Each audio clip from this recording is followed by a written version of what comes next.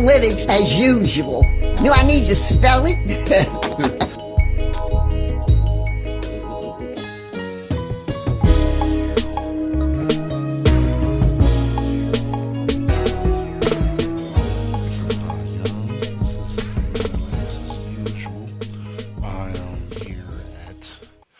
Compound where the Cap Alpha Psi Fraternity Incorporated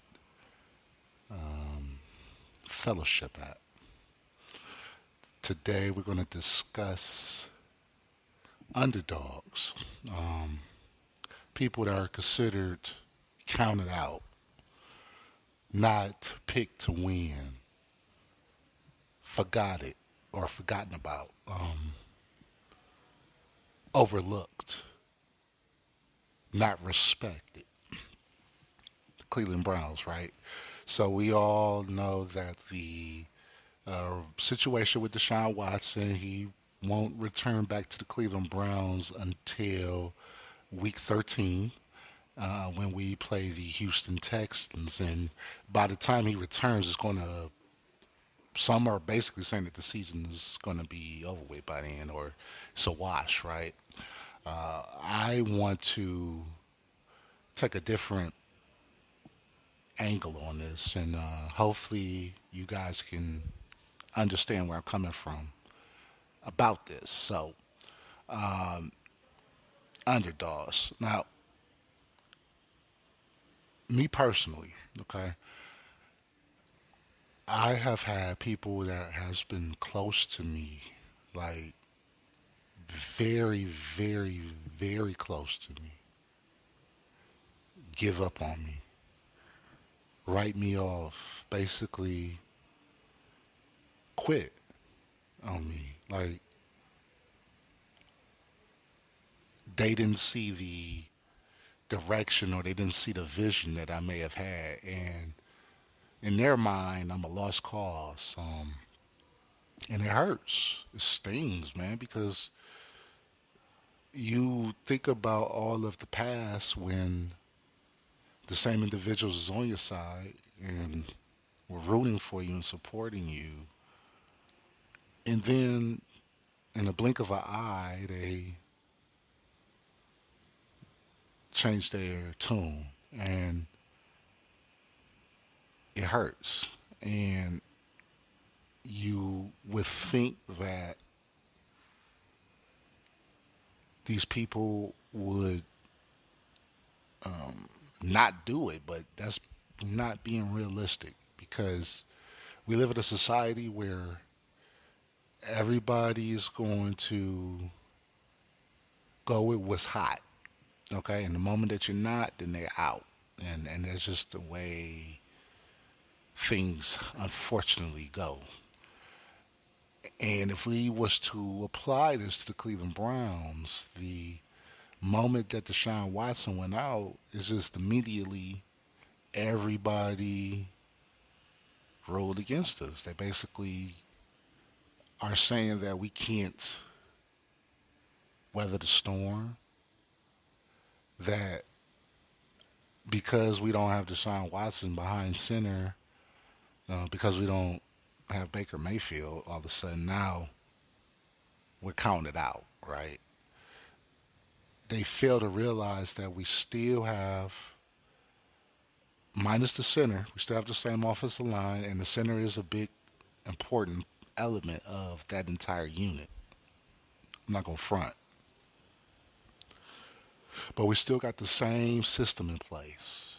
Still got the same defense in place. You don't think that these guys hear the chatter going on, all of the write-offs that all of the publicists are putting out here, all of the bandwagon fans that were just on our bandwagon a couple of months ago, and now all of a sudden they have jumped ship. It's expected.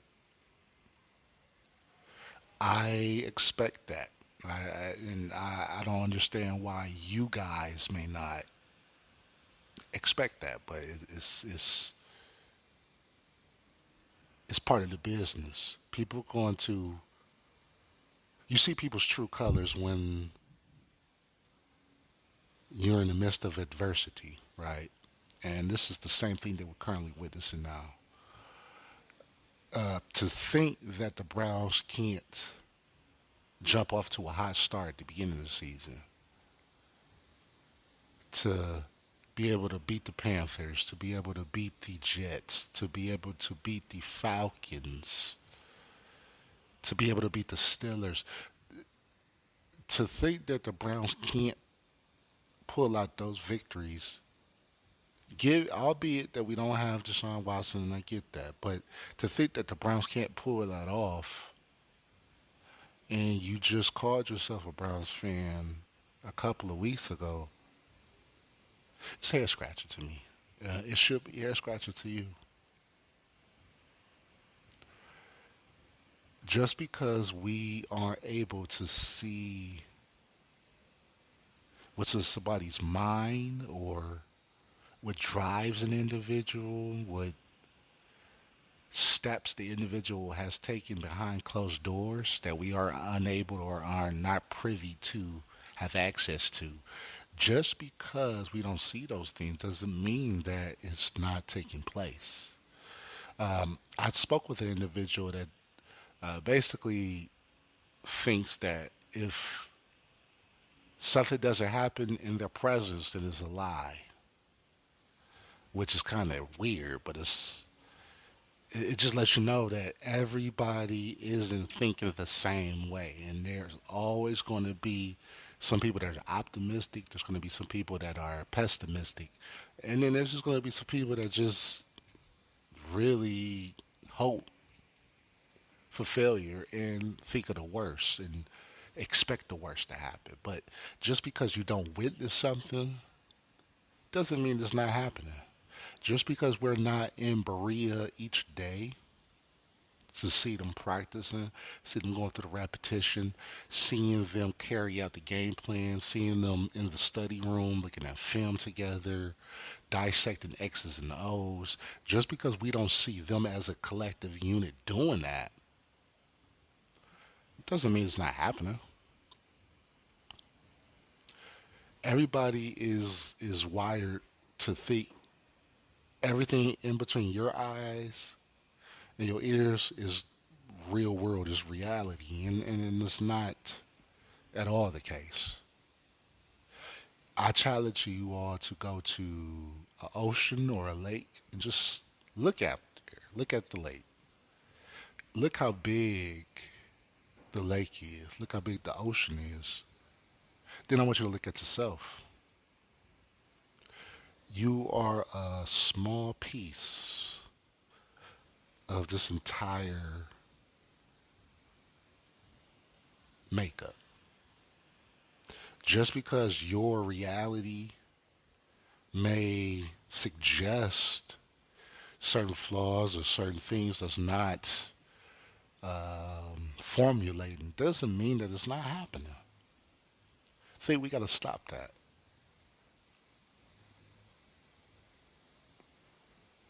When you quit on your team, it is it for one, it lets the team down because you take out the the motivation. You know, when the team plays in front of their home crowd, they use that energy to help rejuvenate them, help think of the positivity. You know, we all know the elephant in the room, which is again, we don't have our starting quarterback. We get that. But everybody puts their shoes on the same way. Everybody uses the bathroom. Everybody eats. Everybody go to sleep. Everybody experiences the same thing that everybody experiences. So if this is a football, why can't I believe that a team, and we heard the saying, any given Sunday, any week, a team can be knocked off. you're being naive to believe that just because we don't have our starting quarterback, that the big powerhouses in the NFL, so the Bills, the Buccaneers, etc. You don't think in their mind they probably already checked out of that game, so in their mind they think it's gonna be an easy cakewalk. Oh, that's an easy win. We Cleveland, we come, we're dog them. They ain't shit.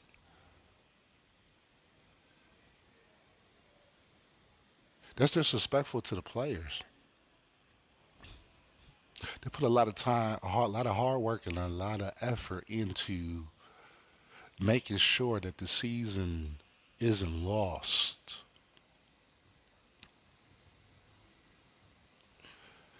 The team needs you more than ever.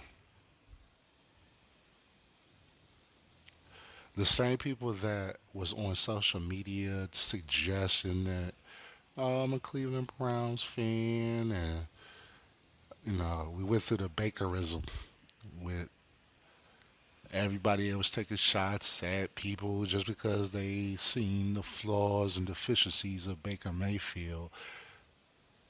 And there was a lot of civil fighting amongst Browns fans, which was an utter disaster, which I still dislike. Right now is the time for us to weather the storm, to see who's in and who's out, right? So you either a Browns fan or you're not. This is one. It's really. It's no gray area in this. You can't just be a fan just because we have all of our players on the field. You can't be a fan just because we are healthy at the moment and we haven't sustained a gruesome injury or season-changing injury because we don't have controversy going on amongst one of our players off the field. If you're a Browns fan, you're a Browns fan, and regardless of whatever's going on, if you really care about this team, you're still going to support this team.